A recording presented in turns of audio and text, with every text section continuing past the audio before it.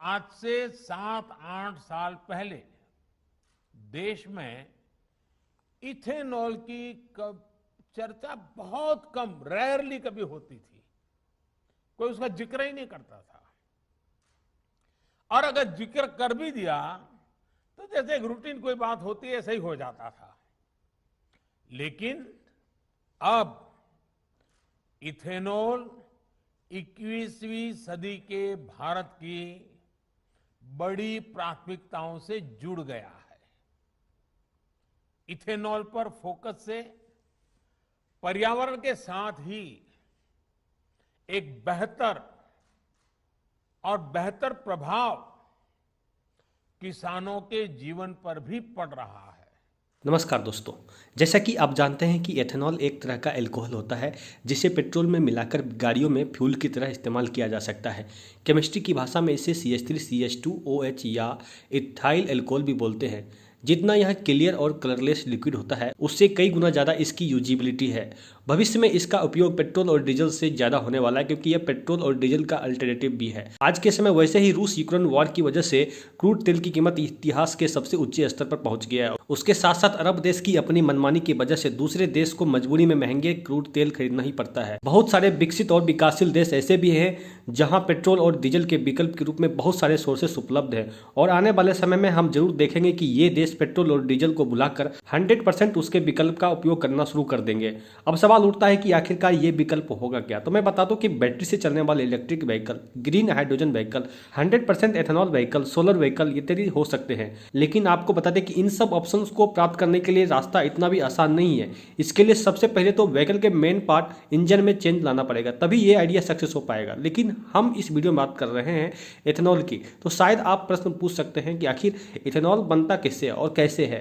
तो मैं आपको बता दूं कि एथेनॉल स्टार्च या शुगर बेस्ड फीड स्टॉक या सेलुलोजिक बेस्ड फीड स्टॉक से बनता है। यहाँ स्टार्च बेस्ड फीड स्टॉक्स में मक्का, गेहूं, चावल, ज्वार, बाजरा आता है। वहीं पर शुगर बेस्ड फीड स्टॉक में गन्ना आता है और सेल्यूलोजिक बेस्ड फीड स्टॉक में पराली, घास, लकड़ी या फसल का अवशेष आता है। जानकारी के लिए बता दें कि पूरे अमेरिका में 90% प्लांट में स्टार्च और शुगर बेस्ड इथेनॉल प्रोडक्शन होता है, जिसमें मूल रूप से दो तरह से इथेनॉल का प्रोडक्शन किया जाता है, ड्राई मिलिंग और वेट मिलिंग। ड्राई मिलिंग की बात करें तो सबसे पहले मक्के को ग्राइंड करके आटे में बदला जाता है, फिर उसे फर्मेंट्स करके एथेनॉल बनाया जाता है। वहीं पर वेट मिलिंग की बात करें तो इस प्रोसेस के अंदर सबसे पहले मक्के का स्टार्च और तेल निकाला जाता है, फिर उसके स्टार्च, प्रोटीन और फाइबर को अलग करके एक विशेष विधि द्वारा एथेनॉल बनाया जाता है। वहीं अगर भारत की बात करें तो इथेनॉल की यहाँ बहुत चर्चा है, क्योंकि आपको याद होगा कि जब जब दिल्ली में प्रदूषण होती है तब तब पंजाब और हरियाणा के किसानों को दोष ठहराया जाता है और इस पर तगड़ी राजनीति भी होती है, क्योंकि पंजाब और हरियाणा में धान बोने के बाद जब फसल पक जाता है तो उसके ऊपर वाले हिस्से को मशीनरी के द्वारा काट लिया जाता है और बाकी बचे हिस्से को खेतों में जला दिया जाता है, जिससे दिल्ली में यह प्रदूषण का कारण बनता है। लेकिन धीरे धीरे देश के कई राज्यों में एथेनॉल प्लांट को लगाया जा रहा है ताकि देश का किसान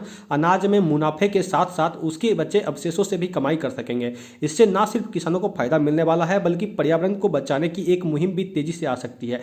आपको बता दें कि भारत ने इस साल जून में निर्धारित समय सीमा से 5 महीने पहले 10% इथेनॉल के साथ मिश्रित पेट्रोल की आपूर्ति करने का लक्ष्य हासिल कर लिया था। तय समय से पहले 10% इथेनॉल ब्लेंडिंग के अपने लक्ष्यों को हासिल करने के बाद देश ने अब 2025 तक पेट्रोल को 20% इथेनॉल के साथ मिलाने का लक्ष्य तय किया है। यह बात देश के ऑयल मिनिस्ट्री हरदीप पुरी ने कहा है। वहीं उन्होंने आगे कहा है कि पेट्रोल में 10% इथेनॉल मिलाने के बाद देश में 41,500 करोड़ रुपए की बचत होगी, जिसे हम दूसरे देशों से पेट्रोलियम खरीदने में लगाते हैं। यह 27 लाख टन के ग्रीन हाउस गैस उत्सर्जन को कम कर सकता है और साथ ही किसानों को 40,600 करोड़ रुपए से ज़्यादा का भुगतान तुरंत किया जा सकता है। 20% इथेनॉल मिश्रित पेट्रोल की आपूर्ति से अनुमानित रूप से सालाना $4 अरब की बचत होगी। हाल ही में 10 अगस्त को वर्ल्ड बायोफ्यूल डे के मौके पर प्रधानमंत्री नरेंद्र मोदी ने हरियाणा के पानीपत में दूसरी पीढ़ी के इथेनॉल प्लांट का लोकार्पण किया था। प्लांट की स्थापना देश में बायोफ्यूल के प्रोडक्शन और उपयोग को बढ़ावा देने के लिए सरकार द्वारा वर्षों से उठाए गए कदमों की सीक्वेंस का हिस्सा है। इसे IOC यानी इंडियन ऑयल कॉर्पोरेशन द्वारा 900 करोड़ रुपए से ज़्यादा की लागत से बनाया गया है और इसमें सालाना लगभग 2 लाख टन चावल के भूसे को लगभग 3 करोड़ लीटर एथेनॉल में बदलने की क्षमता है। इसके अलावा यह प्रोजेक्ट हर साल लगभग 3 लाख टन कार्बन डाइऑक्साइड गैसों में कमी लाने में योगदान देगी। ऐसे में दोस्तों आपको क्या लगता है, भारत में आने वाले समय में 100% एथेनॉल से व्हीकल चलेगा या नहीं? कमेंट करके बताएं। यदि दोस्तों यह वीडियो आपके काम आए तो इस वीडियो को लाइक कर दीजिए। यदि आपको इसी तरह की वीडियो देखनी तो इस चैनल को सब्सक्राइब कर लीजिए। तो मिलते हैं अगले वीडियो में, तब तक धन्यवाद। स्थापित किया गया है एक advanced 2G ethanol plant. Bharat विश्व के चुनिंदा देशों में शामिल होने जा रहा है जो कर रहे हैं 2G एथेनॉल का उत्पादन। प्रधानमंत्री जीवन योजना के अंतर्गत ये प्लांट कृषि अपशिष्ट से बनाएगा प्रतिदिन 100 किलोलीटर एथेनॉल, यानी सालाना CO2 का उत्सर्जन होगा 3 लाख टन तक कम। क्षेत्र के 1 लाख से अधिक किसानों से सीधे प्राप्त किया जाएगा कृषि अपशिष्ट और क्षेत्र के 300 से अधिक नागरिकों को प्लांट के माध्यम से मिलेगा रोजगार, यानी बढ़ेगी स्वच्छता और ग्रामीण रोजगार। कृषि अपशिष्ट जलाने से होने वाले प्रदूषण की जगह अब किसान का बढ़ेगा लाभ, जिससे क्षेत्र में पर्यावरण सुरक्षा की दिशा में बढ़े कदम। हर कदम सशक्त और आत्मनिर्भर बने हम, ताकि देश बनेगा स्वच्छ, सुदृढ़ और समृद्ध। नेट जीरो एमिशंस 2070 की ओर बढ़ रहा है देश। वर्ष 2070 तक भारत नेट जीरो का लक्ष्य हासिल करेगा।